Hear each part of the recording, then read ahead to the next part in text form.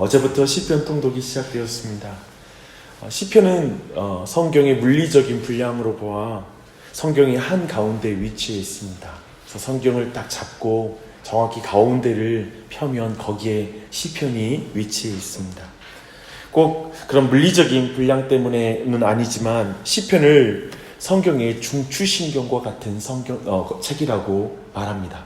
또한 모든 성경의 신학의 요체가 다 녹아져 있는 그런 내용이 바로 시편이기도 합니다. 종교개혁가 루터는 시편을 미니 바이블이라고 이렇게 불렀습니다. 왜냐하면 시편에는 창조부터 율법을 주시는 것, 그리고 성전을 건립하고 또 포로기 시절을 지나 장차 회복을 이루실 메시아의 역사까지 다루고 있기 때문에 이것을 미니 바이블이라고 부른 것입니다. 시편은 하나님이 이렇게 어떤 분이신지, 그리고 그분이 어떻게 역사를 운영하시는지 그 모든 것에 대한 고백을 다루고 있으면서 동시에 인간에게 닥칠 수 있는 영적, 사회적, 감정적인 모든 환경까지 다루고 있습니다. 그래서 시편은 주님의 위대하심에 대한 정확한 인식을 인생의 상황과 나란히 대비시키므로 일이 돌아가는 형편과 관련해 모든 균형감을 갖게 하는 책이다 라고 또한 성경의 학자는 말했습니다. 이런 거예요. 하나님이 어떤 분이신지, 그러나 우리는 이 세상에서 살아가고 있잖아요. 온갖 모든 사건과 우리의 감정을 흔드는 많은 일들이, 온갖 다양한 일이 벌어지는 이 세상 속에서 하나님을 고백하는 것.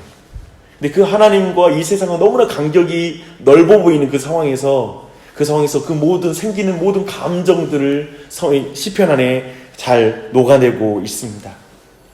이렇게 시편이 하나님이 어떤 분이신지 우리의 일상에서 고백할 때 이것은 그저 머리에만 남는 그런 논리가 아닙니다.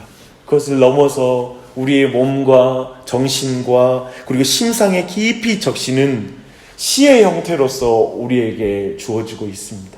이 시의 형태라는 게 참 중요합니다. 시는 우리의 생각과 마음에서 반복적으로 노래로 들리는 그리고 운율을 따라서 음악적인 어떤 그런 특징을 가져서 우리에게 반복되어 들리는 특징을 가지고 있습니다. 이것은 우리를 예배하는 자리로 인도해요.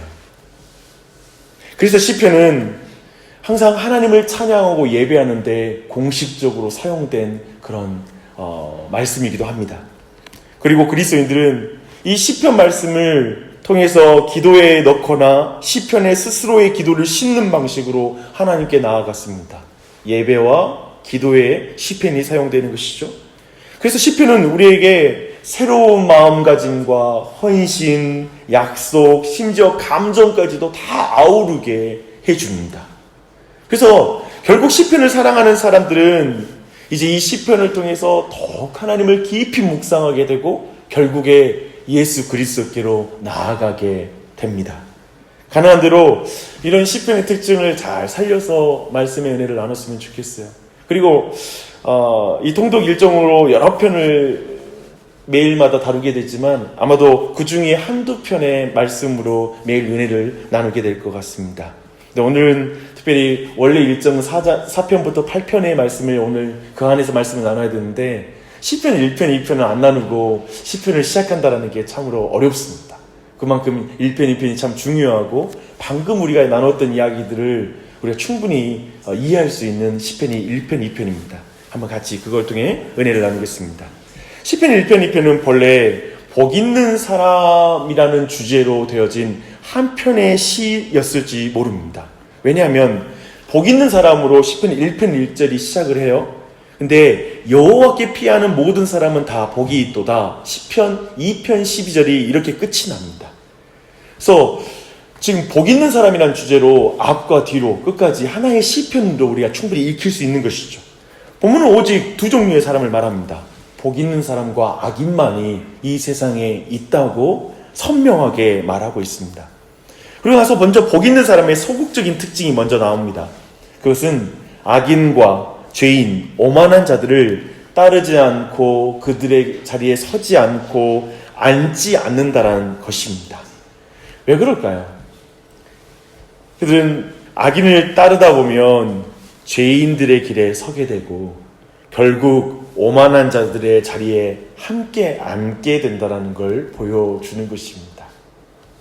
그래서 이것은 처음에는 별로 크게 대수롭지 않게 보일지 모르지만 나중에는 심각하게 죄인들과 어울리는 문제로 나아갈 수 있는 것이죠. 이런 소극적인 특징 가운데 먼저 이렇게 하지 말라라고 이렇게 말하고 있습니다.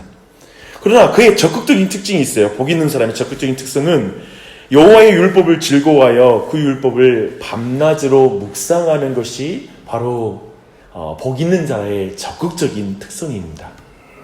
여호와의 율법을 즐거워하는 것은 거듭난 자의 특성입니다. 그는 모든 것을 다 빼앗길지라도 하나님의 말씀만은 앗아가지 말라고 말하는 사람입니다.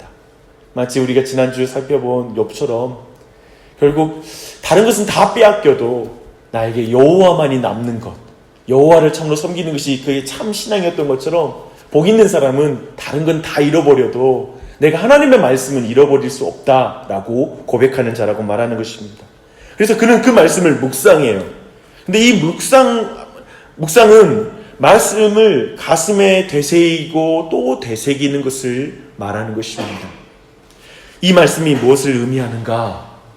나는 정녕 이 말씀을 경험적으로 알고 있는가? 이 말씀을 통해 하나님께서 내게 무엇을 교훈하시고 깨닫게 하시고 계시고 나의 안에 뭘 고쳐주기를 원하시지? 이 말씀에 드러난 하나님의 성품을 나는 정말 경험한 것일까? 이렇게 끊임없이 그 말씀을 묵상하는 것입니다. 저는 중요하게 말합니다. 지금 여러분에게 하나님의 말씀을 이해하냐라고 말하는 게 아니라 복 있는 사람을 묵상하고 있다라고 말하는 걸 주목하시길 바랍니다. 한번 쓱 설교를 듣고 나서 한번 그렇구나라고 이해하는 차원이 아니라 그것이 마음에까지 남아있다라고 반복적으로 들린다라는 걸 말하는 것입니다. 여러분의 이런 질문을 다시 한번 이해의 차원을 넘어서서 참으로 우리가 묵상하는 삶으로 나아가는 것인지를 한번 돌아보셨으면 좋겠습니다. 이 묵상이란 인생 전반에 걸쳐 그 의미를 생각한다라는 의미를 담고 있습니다. 인생 전반에 걸쳐서. 이렇게 보니까요, 목사도 내가 말씀 묵상하는 사람인가? 라고 돌아보게 돼요. 진짜 내가 하나님의 말씀을 사랑해서 깊이 묵상하지 못하는구나 라는 사실을 돌아보게 됩니다. 한번 설교 준비하려고 쓱 보고 빨리 보고 또 그거 어떻게 해석해서 빨리 이렇게 나누는 거, 그건 쉽죠. 근데 묵상은 정말 복 있는 사람만이 행할 수 있는, 복받은 자들이 행할 수 있는 일인 줄 믿습니다. 이런 은혜가 우리 모두에게 넘치기를 바랍니다. 그는 이 일의 즐거움과 유익을 누리는 사람입니다. 그는 자신의 삶에서 그 열매를 맡고 그렇기 때문에 모든 일이 형통하다라고 복 있는 사람을 말하고 있습니다. 형통은 하나님이 동행하시는 삶입니다. 형통은 우리가 생각하는 대로 모든 일이 잘 된다는 의미가 아닙니다. 요셉에게 특별히 하나님이 형통하다는 표현을 쓰거든요. 근데 보면 요셉이 하나님을 잘 믿어 그리고 하나님의 꿈을 꾸게 되어서 그 애굽에 팔려가게 되고 또 애굽에 팔려가 또한 시위대장의 집에 머물다가 결국 또한 오해를 받아서 억울하게 또 감옥에 들어가게 되잖아요. 근데 성경은 그 곳곳마다 형통했다라고 표현합니다. 형통은 여호와가 동행하시는 게 형통입니다. 우리가 생각했던 대로 다 되는 것이 형통이 아니라 주님이 그와 함께 하시는 게 형통인 줄 믿습니다. 바로 묵상에는 우리가 주의 말씀을 깊이 묵상하여서 참으로 그 묵상 가운데 말씀을 깊이 젖어들 때 여호와의 동행하심에 복이 있는 것입니다. 그런 은혜가 우리 모두에게 있길 바랍니다. 그런데 악인은 복 있는 사람과는 정반대의 특성을 갖습니다. 그는 바람에 나는 겨와 같아 결국 하나님의 심판을 견디지 못합니다. 그들은 결국 하나님 앞에 서는 영광스러운 의인의 회중에 속하지 못할 것입니다. 이제 이 편에 보니까요, 이제 이 악인과 의인의 모습을 다른 식으로 또한 표현하고 있습니다. 세상과 죄의 본질은 하나님의 기름 부은 자를 대적한다는 거예요. 이제 말씀 대신 기름 부은 자가 여기에 등장합니다. 그러나 생각해보면 예수 그리스도, 기름 부은 자, 그리스도라는 것이죠. 기름 부은 자는 말씀이세요. 말씀인 자체이세요. 근데 그 말씀 자체이신 기름 부은 자를 대적하는 것이죠.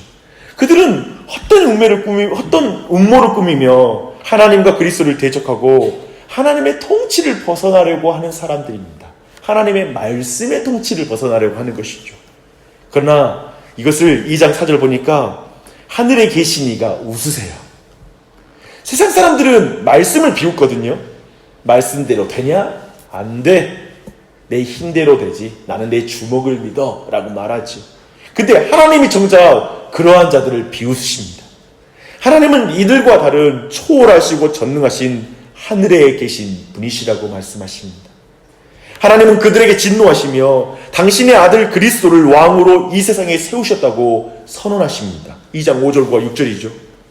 하나님께서는 왕으로 세우신 그리스도께서 하나님의 나라를 유업으로 주셨으므로 하늘과 땅의 모든 권세를 가지신 그리스도께서는 헛된 운명을 꾸며 그리스도를 대적하는 자들에게 철장으로 질그릇을 깨부수실 거라고 말씀하십니다. 그러므로 이제 10절이죠. 지혜를 얻고 교훈을 받으라고 권면하고 있습니다. 그것은 하나님의 말씀을 겸손하게 받으라는 것입니다. 주의 교훈과 율법을 겸손하게 받으라는 것입니다. 그 말씀을 겸손하게 받는 사람은 여호와를 경외함으로 섬기고 떨며 즐거워할 것이다라고 말씀하고 있습니다. 윌리엄 베어츠라는 분은 이렇게 말씀했어요. 두려움이 없는 기쁨은 경망스럽고 무엄한 것이며 기쁨이 없는 두려움은 노예의 두려움이다 라고 말하고 있습니다. 네, 오늘 말씀 봐요.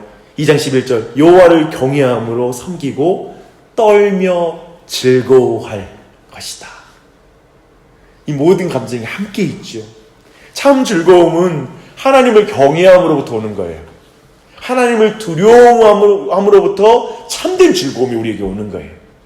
하나님을 무시하고 참된 즐거움이 오는 게 아니라 하나님의 말씀을 무시하고 자유함이 오는 게 아니라 하나님의 말씀 안에 있을 때 자유함과 하나님의 말씀의 통치 안에 있을 때 참된 즐거움이 오는 거예요. 말씀을 두려움으로 대하지 않으면 우리는 참된 기쁨을 단맛을 말씀으로도 받을 수가 없어요. 저는 이 부분을 우리 모두 안에 깊이 가졌으면 좋겠습니다. 그런 것 같아요. 제가 설교를 얼마나 자주 하겠습니까? 근데 목사도 그리고 제 자신 돌아볼 때 하나님의 말씀을 참 가볍게 대할 때가 있습니다. 그리고 그냥 내가 이렇게 말씀을 주무르듯이 내가 말씀을 보려는 태도를 갖는 것이죠.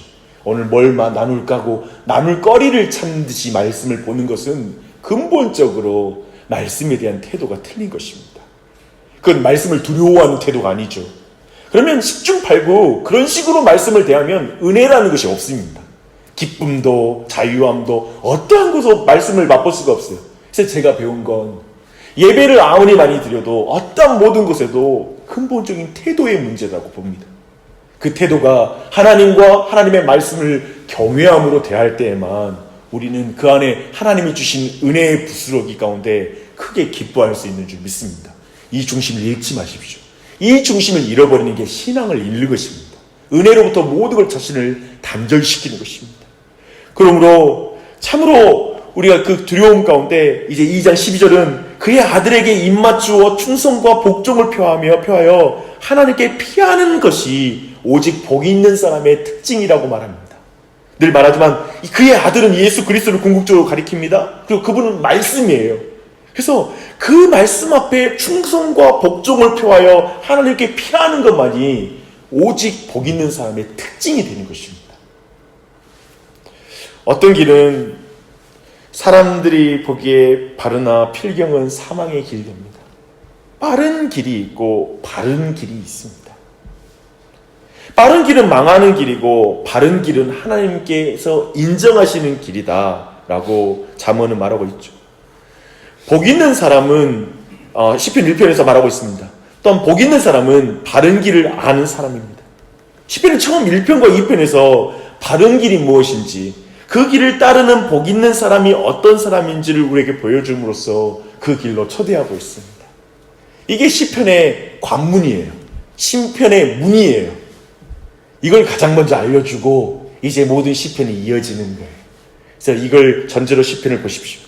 시편을 대할 때 그리고 오늘 우리는 말씀의 주님을 믿어야 됩니다. 어쩌면 우리는 말씀을 대할 때 의무의 차원이 아니라 자발적으로 즐겁게 하나님께 우리를 맡기면서 주의 말씀 앞에 서야 되는 줄 믿습니다. 그래서 저는 우리 안에 먼저 기도하고 싶은 건 정말 성경을 묵상하고 말씀 앞에서 기뻐하는 일이 이 시편 통독과 말씀을 통해 우리 안에 일어나게 해달라고, 회복시켜달라는 기도를 드렸으면 좋겠어요. 성경을 묵상하고 말씀 앞에서 기뻐하는 길은 하나님과 관계 안에서 정말 삶 전체에서 모든 문제를 푸는 유일한 방법이에요. 그래서 이 은혜를 간구했으면 좋겠고요. 성경을 묵상하고 말씀 앞에서 또한 그 기뻐하는 자리까지 나아갈 수 있도록 은혜를 구했으면 좋겠습니다. 말씀과 어긋나는 시각과 관점들은 우리가 어려움에 처했을 때 그걸 이겨낼 힘을 주지 못합니다. 그래서 이 아침에도 세상의 유혹에 휩쓸리지 않도록 기도하는 아침이 되었으면 좋겠습니다. 오만한 자리에 앉지 않도록, 악인들의 길에 서지 않도록, 이렇게 오늘 하루도 그런 유혹이 끊임없이 우리 안에 다른 이야기들이 많잖아요.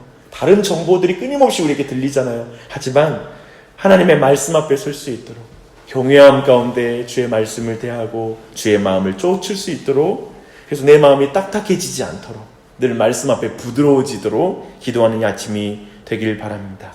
특별히 6월 달에는 윌러브 빛가람이라는 우리 도시문화축제를 위해서 기도한 주간입니다. 앞에 기도 제목 좀 더 나오면 계속 보시고 기도해 주시고요. 함께 해 주시길 바랍니다.